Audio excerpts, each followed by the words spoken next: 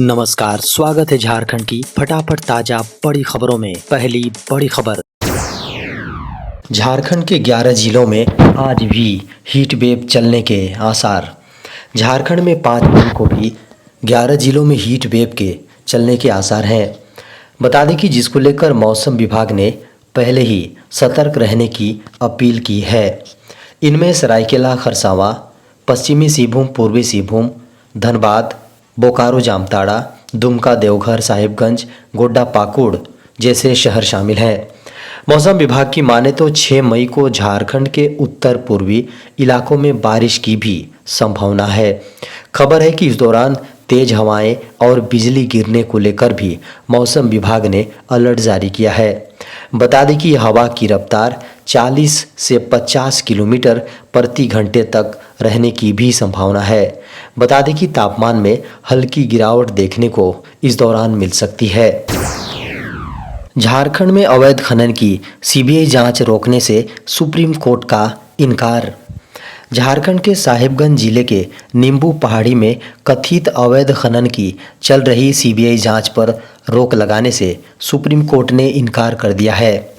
खबर है कि न्यायमूर्ति संजीव खन्ना और न्यायमूर्ति दीपांकर दत्ता की पीठ ने इस मामले को 8 जुलाई से शुरू होने वाले सप्ताह में आगे की सुनवाई के लिए लिस्टेड करते हुए सीबीआई को ट्रायल कोर्ट के समक्ष मामले में आरोप पत्र दाखिल करने से रोक दिया। साथ ही सुप्रीम कोर्ट ने आदेश दिया है कि जांच पर कोई रोक नहीं होगी, लेकिन कोई आरोप पत्र अंतरिम रूप से दायर नहीं किया जाएगा और तब तक ट्रायल कोर्ट को कोई अंतिम रिपोर्ट नहीं दी जाएगी। बता दें कि झारखंड सरकार ने इस मामले की सीबीआई जांच के खिलाफ अपनी याचिका खारिज करने के झारखंड हाईकोर्ट के निर्णय के खिलाफ सुप्रीम कोर्ट का रुख किया था। Indian navy Agniveer SSR MR भर्ती के लिए अधिसूचना हुई जारी। भारतीय नौसेना ने नेवी अग्निवीर SSR और MR भर्ती के लिए अधिसूचना जारी कर दी है। बता दें कि कैंडिडेट 13 मई 2024 से इन पदों के लिए ऑनलाइन आवेदन समर्पित कर सकेंगे। बता दें कि अप्लाई करने की आखिरी तारीख 27 मई 2024 है। इच्छुक और योग्य उम्मीदवार इसके लिए आधिकारिक वेबसाइट joinindiannavy.gov.in के माध्यम से इन पदों के लिए आवेदन अप्लाई कर सकेंगे। बता दें कि कैंडिडेट को भारत सरकार के शिक्षा मंत्रालय द्वारा मान्यता प्राप्त स्कूल शिक्षा बोर्ड से न्यूनतम 50% अंकों के साथ मैट्रिक परीक्षा उत्तीर्ण होनी चाहिए। प्रश्न पत्र कंप्यूटर आधारित होगा, जिसमें कुल 100 प्रश्न होंगे। प्रत्येक प्रश्न 1 अंक का होगा। प्रश्न पत्र में 4 खंड शामिल होंगे, यानी अंग्रेजी, विज्ञान, गणित और सामान्य जागरूकता। 1 जुलाई से देश भर में लागू हो जाएंगे नए आपराधिक कानून। सर्वोच्च न्यायालय ने भारतीय न्यायिक संहिता लागू होने से ठीक 2 महीने पहले इसके कुछ प्रावधानों पर गंभीर प्रश्न खड़े किए हैं। कोर्ट ने केंद्र सरकार और विधायिका से महिलाओं के खिलाफ उत्पीड़न के झूठे आरोपों को रोकने के लिए भारतीय न्यायिक संहिता की धारा 85 और 86 पर पुनर्विचार करने और उचित बदलाव करने का आग्रह किया है। अपने निर्णय में न्यायमूर्ति JB पारदीवाला और न्यायमूर्ति मनोज मिश्रा की पीठ ने इस बात पर प्रकाश डाला कि भारतीय न्यायिक संहिता की धारा 85 और 86 IPC की धारा 498A के समान है। हालांकि अदालत ने इस बात पर जोर दिया कि झूठी शिकायतों की बढ़ती प्रवृत्ति को रोकने के लिए धारा 86 में दिए गए स्पष्टीकरण पर पुनर्विचार की आवश्यकता है। अदालत ने विधायिका से भारतीय न्यायिक संहिता 2023 के कार्यान्वयन से पहले इन धाराओं में आवश्यक बदलाव करने का अनुरोध किया है, जो 1 जुलाई से लागू होने वाला है। CBSE 10वीं 12वीं के रिजल्ट को लेकर सस्पेंस हुआ खत्म, इस दिन हो सकता है जारी। CBSE यानी केंद्रीय माध्यमिक शिक्षा बोर्ड बेहद जल्द 10वीं और 12वीं के रिजल्ट जारी करने वाला है। बता दें कि लाखों छात्र इस समय रिजल्ट जारी होने का बेसब्री से इंतजार कर रहे हैं। मीडिया की खबरों को माने तो CBSE 10वीं और 12वीं के रिजल्ट 20 मई के बाद जारी हो सकते हैं।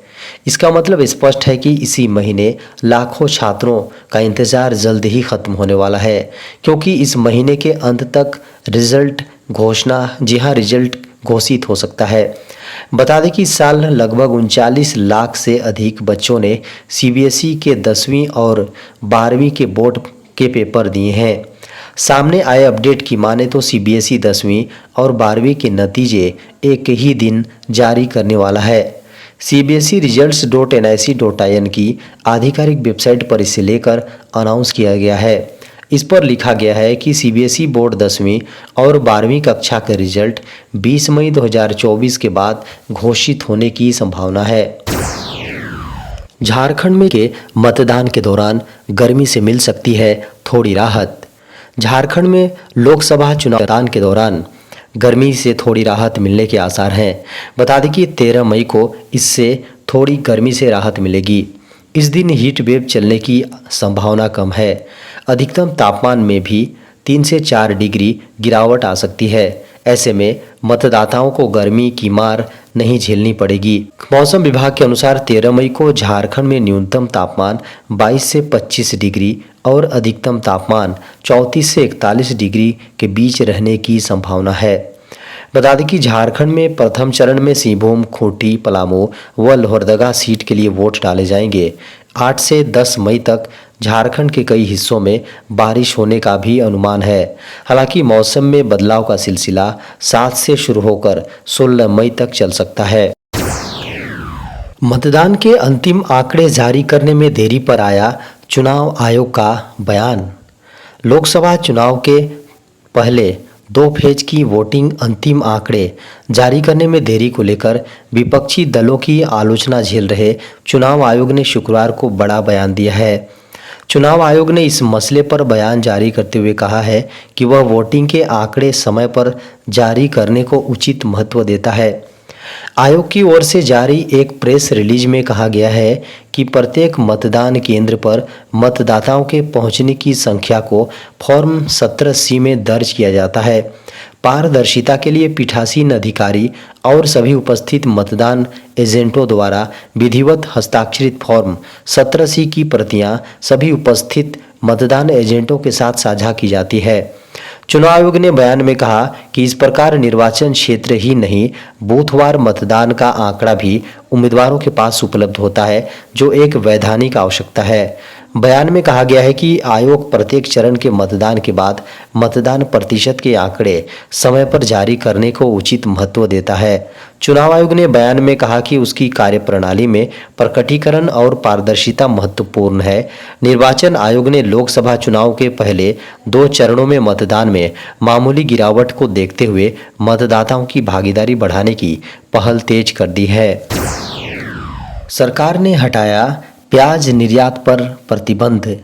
देश में चल रहे लोकसभा चुनावों के बीच सरकार ने शनिवार को प्याज निर्यात पर प्रतिबंध हटा लिया, लेकिन साथ ही न्यूनतम निर्यात मूल्य यानी MEP $550 प्रति टन तय किया है। विदेश व्यापार महानिदेशालय ने एक अधिसूचना में कहा, प्याज की निर्यात नीति को संशोधित कर तत्काल प्रभाव से और अगले आदेश तक $550 प्रति टन के MEP के तहत प्रतिबंध से मुक्त किया गया है। सरकार ने पिछले रात के निर्यात पर 40% शुल्क लगाया था। पिछले साल अगस्त में भारत ने 31 दिसंबर 2023 तक प्याज पर 40% निर्यात शुल्क लगाया था। सरकार ने 8 दिसंबर 2023 को इस साल 31 मार्च तक प्याज के निर्यात पर प्रतिबंध लगा दिया था। मार्च में निर्यात प्रतिबंध को अगले आदेश तक बढ़ा दिया गया था। केंद्रीय कृषि मंत्रालय ने मार्च में प्याज उत्पादन के आंकड़े जारी किए थे। आंकड़ों के अनुसार 2023-24 में प्याज का उत्पादन पिछले साल के लगभग 302.08 लाख टन की तुलना में लगभग 254.73 लाख टन होने की संभावना है।